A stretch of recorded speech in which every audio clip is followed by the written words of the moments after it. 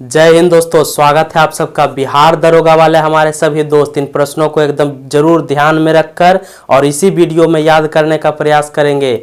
यह जो वीडियो है सिर्फ बिहार दरोगा वाले दोस्तों के लिए बनाया जाता है और इसमें जीके जीएस का ऐसा कलेक्शन किया जाता है जो बिहार दरोगा के एग्जाम में या तो पहले पूछे गए हो या पूछे जाने की संभावना बनती हो, ऐसे प्रश्नों का कलेक्शन करके इस वीडियो में ही याद करवाने का प्रयास किया जाता है। और एक टॉपिक लिख कर रखता हूँ जिसे मैं धीरे धीरे डिस्कशन भी करवाता हूं। आप लोग दरोगा का एग्जाम देने वाले हैं, थोड़ा तैयारी, थोड़ा जोश जुनून के साथ बने रहिए तैयारी में। हर दिन तैयारी करिए, हर वक्त तैयारी करिए। जिस दिन डेट आएगा उस दिन एग्जाम होगा ही होगा। आप तैयार रहिए। सबसे पहले आपकी तैयारी होनी चाहिए और जिस दिन यह तैयारी पूरी हो जाएगी आप जरूर दरोगा बनेंगे। इधर उधर की बातों को थोड़ा इग्नोर करते हुए अपनी तैयारी को मजबूत करना है और थोड़ा मोटिवेटेड रहना है।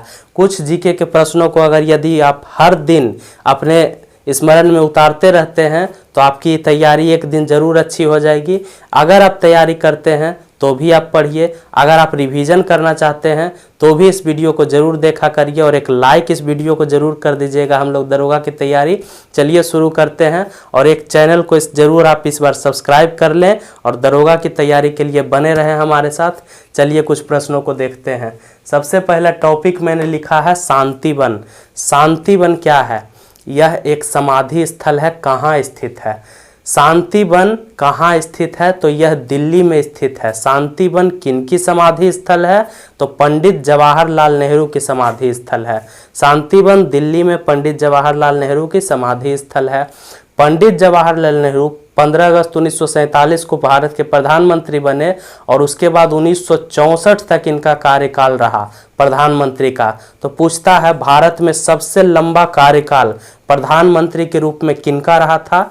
तो पंडित जवाहरलाल नेहरू का रहा था और पद पर ही इनकी मृत्यु हो गई थी। यानी कि पदावधि के दौरान जब यह प्रधानमंत्री के पद पर थे उसी समय इनकी मृत्यु हो गई थी। और ऐसे 3 प्रधानमंत्री भारत में हुए जिनकी मृत्यु पदावधि के दौरान हो चुकी थी। तो पंडित जवाहरलाल नेहरू का कार्यकाल कब तक रहा था? 1964 ईस्वी तक। इसके बाद हम लोग अगला टॉपिक को देखेंगे, काली क्रांति। दूसरा क्वेश्चन है काली क्रांति, यह किस चीज से संबंधित है? तो काली क्रांति का संबंध है पेट्रोलियम से या रहेगा खनिज तेल से। पेट्रोलियम या खनिज तेल। काली क्रांति का संबंध पेट्रोलियम से है या काली क्रांति का संबंध खनिज तेल से है। सबसे पहले जान ले कि खनिज तेल जो है यह मुख्यतः किस प्रकार के चट्टानों में पाया जाता है? तो यह अवसादी चट्टानों में ज़्यादातर पाया जाता है। खनिज तेल मुख्य रूप से अवसादी चट्टानों में पाया जाता है। और खनिज तेल भारत में सबसे पहले खनिज तेल का उत्पादन कहाँ शुरू हुआ था? भारत में सबसे पहले खनिज तेल का उत्पादन डिगबोई में शुरू हुआ था, जो कि असम का क्षेत्र है। डिगबोई वहाँ शुरू हुआ था। इसी तरह से क्वेश्चन पूछता है अंकलेश्वर, खनिज तेल का एक क्षेत्र है अंकलेश्वर, जो किस राज्य में स्थित है? भारत के किस राज्य में स्थित है? तो गुजरात में। अंकलेश्वर गुजरात में खनिज तेल का एक क्षेत्र है जो स्थित है। इसी तरह पूछेगा बॉम्बे हाई का संबंध किस राज्य से है या मुंबई हाई का संबंध किस राज्य से है? तो इसका संबंध महाराष्ट्र से है। यह भी एक तेल क्षेत्र है जहाँ की एक जलयान उतारा गया है जिसका नाम सागर सम्राट है, जो कि तेल का उत्पादन, खनिज तेल का उत्पादन के लिए ही पूछा जाता है कि मुंबई हाई का संबंध किस राज्य से है? महाराष्ट्र से है। अंकलेश्वर का संबंध किस राज्य से है? गुजरात से है। ये सभी खनिज तेल के क्षेत्र हैं। काली क्रांति का संबंध खनिज तेल से है। इसके बाद हम लोग देखेंगे स्ट्रेंजर गैस। बहुत पूछता है स्ट्रेंजर गैस किसे कहते हैं? किस गैस को स्ट्रेंजर गैस कहते हैं? तो यह थोड़ा देख लीजिए, जीनोन, XENON, जीनोन, जिसका सूत्र होता है XE। जीनोन जो है इसे ही स्ट्रेंजर गैस कहते हैं। अगर क्वेश्चन पूछ दे अजनबी गैस किसे कहते हैं तो वह भी हो जाएगा जीनोन। इसे हिंदी में हम लोग जीनोन पढ़ते हैं, जीनोन, इस तरह से जीनोन। और स्ट्रेंजर गैस जीनोन को कहते हैं। इससे बहुत क्वेश्चन बनता है। यदि पूछे अक्रिय गैस कौन है तो जीनोन, निष्क्रिय गैस कौन है? जीनोन, इनर्ट गैस कौन है? जीनोन, नोबेल गैस कौन है? जीनोन, या उत्कृष्ट गैस कौन है? जीनोन। तो अक्रिय गैस, इनर्ट गैस और निष्क्रिय गैस ये तीनों जीनोन हैं ही। उत्कृष्ट गैस और नोबेल गैस यह भी जीनोन है। और भी 5 गैस है मगर जीनोन ही ज़्यादा पूछता है। तो याद रखना है जो स्ट्रेंजर गैस या अजनबी गैस किसे कहते हैं, तो जिनोन को। इसका सूत्र है XE, और अगर पूरा देखेंगे तो XENON, जिनोन। इसके बाद देखेंगे हम लोग पोंगल उत्सव। पोंगल उत्सव यह किस राज्य में मनाया जाता है? पोंगल उत्सव, इसका संबंध किस राज्य से है? तो तमिलनाडु से। पोंगल उत्सव तमिलनाडु में मनाया जाता है और यह हिंदुओं का त्यौहार है। और हम लोग जब पूरे भारत में मकर संक्रांति का त्यौहार मनाते हैं, उस वक्त तमिलनाडु में पोंगल उत्सव मनाया जाता है। पोंगल उत्सव 14 जनवरी से लेकर 17 जनवरी तक 4 दिन हम लोग मनाते हैं तमिलनाडु में। और यह जो है फसल कटाई का उत्सव है, इसलिए फसल कटाई उत्सव भी इसको बोला जाता है। तो मुख्य रूप से याद रखना है पोंगल उत्सव तमिलनाडु, पोंगल उत्सव तमिलनाडु में मनाया जाता है। इसके बाद एक क्वेश्चन है, अंध महाद्वीप किसे कहते हैं? अंध महाद्वीप किसे कहते हैं? तो इसका आंसर हो जाएगा, थोड़ा आप लोग भी बताएं कमेंट बॉक्स में, और एक लाइक जरूर इस वीडियो को कर दे दोस्तों। अंध महाद्वीप अफ्रीका को कहा जाता है। अफ्रीका जो है वह आर्थिक दृष्टि से, सामाजिक दृष्टि से, शैक्षणिक दृष्टि से और हर प्रकार से थोड़ा पिछड़ा हुआ है विश्व में, इसलिए अफ्रीका को यूरोपीय लोग अंध महाद्वीप के नाम से ही बुलाते हैं। और अफ्रीका जो है वह विश्व का दूसरा सबसे बड़ा महाद्वीप है, यह भी याद रखना है। अंध महाद्वीप अफ्रीका विश्व का दूसरा सबसे बड़ा महाद्वीप है। इसके बाद एक क्वेश्चन पूछता है, कालाहारी रेगिस्तान किस महाद्वीप में स्थित है? अफ्रीका में स्थित है। कालाहारी रेगिस्तान अफ्रीका में स्थित है। बूशमैन जनजाति कहाँ पाई जाती है? अफ्रीका में। बूशमैन जनजाति जो है वह कहाँ पाई जाती है? अफ्रीका में और कालाहारी मरुस्थल में। बूशमैन जनजाति कालाहारी मरुस्थल अफ्रीका में पाई जाती है। इसी तरह से पूछेगा बद्दू जनजाति कहाँ पाई जाती है? तो सहारा रेगिस्तान, विश्व का सबसे बड़ा रेगिस्तान सहारा अफ्रीका में ही स्थित है, तो वहाँ बद्दू जनजाति पाई जाती है। बद्दू जनजाति या बुद्दू जनजाति सहारा मरुस्थल अफ्रीका में पाई जाती है, और यहाँ बूशमैन जनजाति कालाहारी मरुस्थल अफ्रीका में पाई जाती है। सवाना घास का मैदान भी अफ्रीका में ही स्थित है। और भी पूछता है, अफ्रीका की कुछ खासियत है कि यहाँ से जो ग्लोब पर हम लोग 3 रेखा बनाते हैं, कर्क रेखा, विषुवत रेखा और मकर रेखा, यह तीनों रेखा अफ्रीका महाद्वीप से जरूर गुजरती है। इसलिए यह पूछता भी है कि जो तीनों रेखा ग्लोब पर है, कर्क रेखा, विषुवत रेखा और मकर रेखा, यह किस महाद्वीप से गुजरती है? तो अफ्रीका महाद्वीप से ही गुजरती है। और एक क्वेश्चन बहुत ज़्यादा पूछता है कि कांगो नदी जो विषुवत रेखा को 2 बार काटती है, कांगो नदी जो विषुवत रेखा को 2 बार काटती है, यह किस महाद्वीप की नदियाँ हैं? तो यह अफ्रीका महाद्वीप में बहती है। मतलब अफ्रीका में बहने वाली कांगो नदी विषुवत रेखा को 2 बार काटती है। और एक और पूछता है, लिम्पोपो नदी, लिम्पोपो नदी जो कि मकर रेखा को 2 बार काटती है, यह भी अफ्रीका महाद्वीप में ही बहती है। लिम्पोपो नदी मकर रेखा को 2 बार काटती है, यह भी अफ्रीका महाद्वीप में ही बहती है। अगला क्वेश्चन है, चौथ क्या है?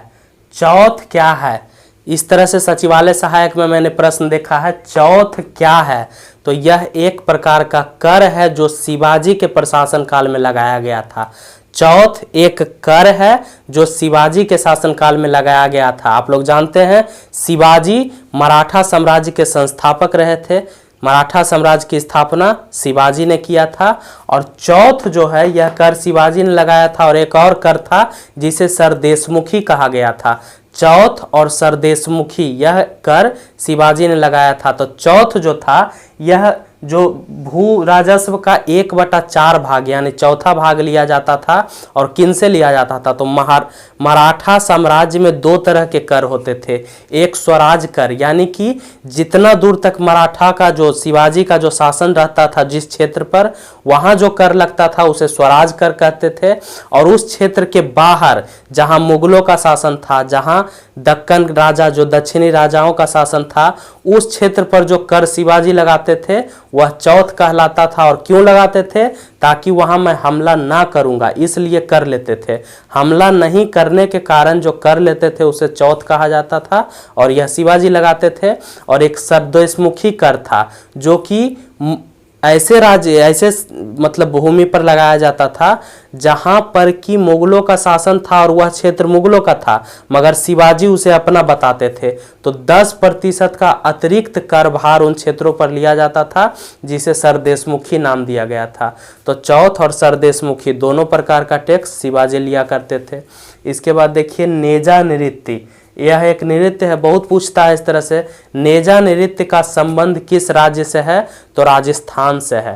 राजस्थान से नेजा नृत्य का संबंध है। इसके बाद हम लोग देखेंगे परमाणु सिद्धांत, इसके जन्मदाता कौन थे? क्वेश्चन डायरेक्ट है, परमाणु सिद्धांत के जन्मदाता कौन कहलाते हैं? तो डाल्टन। डाल्टन को परमाणु सिद्धांत का जन्मदाता कहा जाता है। और इस सिद्धांत में जो डाल्टन ने बताया था कि प्रत्येक पदार्थ जो है अत्यंत सूक्ष्म कणों से मिलकर बना होता है और वह जो है परमाणु कहलाता है, जिसे कि हम किसी भी भौतिक या रासायनिक विधि द्वारा उसे विभाजित नहीं कर सकते हैं, उसे ही परमाणु कहते हैं। इसके बाद हम लोग देखेंगे तुगलकनामा, यह एक कृति है, इसके रचनाकार कौन थे? बहुत इंपॉर्टेंट क्वेश्चन है। तुगलकनामा के रचनाकार कौन थे? अमीर खुसरो। तुगलकनामा अमीर खुसरो, तुगलकनामा अमीर खुसरो। और अमीर खुसरो के बारे में हम लोग जानेंगे। अमीर खुसरो का जन्म उत्तर प्रदेश के पटियाली में हुआ था। और जानते हैं अमीर खुसरो को भारत का तोता कहा जाता है या तूतिए हिंद। भारत का तोता या तूतिए हिंद किसे कहा जाता है? अमीर खुसरो को कहा जाता है। इनका जन्म उत्तर प्रदेश के पटियाली में हुआ था। और भारत में जो तबला है और सितार है, इसका आविष्कारक किसे माना जाता है? तो अमीर खुसरो को ही माना जाता है। तबला और सितार का आविष्कारक अमीर खुसरो को ही माना जाता है। और यह किनके दरबार में रहा करते थे? क्वेश्चन पूछता है अमीर खुसरो किनके दरबार में रहा करते थे? तो सल्तनत काल के जो सुल्तान हुआ करते थे बलबन, उनके दरबार से लेकर के मोहम्मद बिन तुगलक तक के दरबार में रहा करते थे अमीर खुसरो। सुल्तान बलबन से लेकर के मोहम्मद बिन तुगलक तक के दरबार में अमीर खुसरो रहा करते थे। यह एक कवि थे और ज़्यादातर आंसर मोहम्मद बिन तुगलक ही होता है, इसको याद रखिएगा, पूछा भी है कि अमीर खुसरो किनके दरबार में रहते थे? तो मोहम्मद बिन तुगलक, इन्हें भारत का तोता कहा जाता है। इसके बाद हम लोग देखेंगे बांधवगढ़ राष्ट्रीय उद्यान, यह किस राज्य में स्थित है? बांधवगढ़ राष्ट्रीय उद्यान यह किस राज्य में स्थित है? तो मध्य प्रदेश में स्थित है। मध्य प्रदेश में बांधवगढ़ राष्ट्रीय उद्यान स्थित है। और भारत में सबसे अधिक राष्ट्रीय उद्यान किस राज्य में स्थित है? मध्य प्रदेश में ही स्थित है। और मध्य प्रदेश में एक और बहुत इंपॉर्टेंट कान्हा किसली राष्ट्रीय उद्यान भी स्थित है। उसके बाद पंचमढ़ी अभ्यारण्य भी मध्य प्रदेश में स्थित है। पेंच जो है अभ्यारण्य, वह भी मध्य प्रदेश में स्थित है। तो भारत में सबसे अधिक राष्ट्रीय उद्यान मध्य प्रदेश में है। कान्हा किसली राष्ट्रीय उद्यान और बांधवगढ़ राष्ट्रीय उद्यान मध्य प्रदेश में स्थित है। तो बिहार दरोगा वाले हमारे दोस्त जरूर चैनल को आप सब्सक्राइब कर लें। और अगर अच्छा लगे, कुछ कम समय में आप लोगों ने कुछ अगर सीखा, तो एक लाइक जरूर इस वीडियो को कर दें और जुड़ जाएं हमारे साथ। तब तक के लिए धन्यवाद दोस्तों, जय हिंद।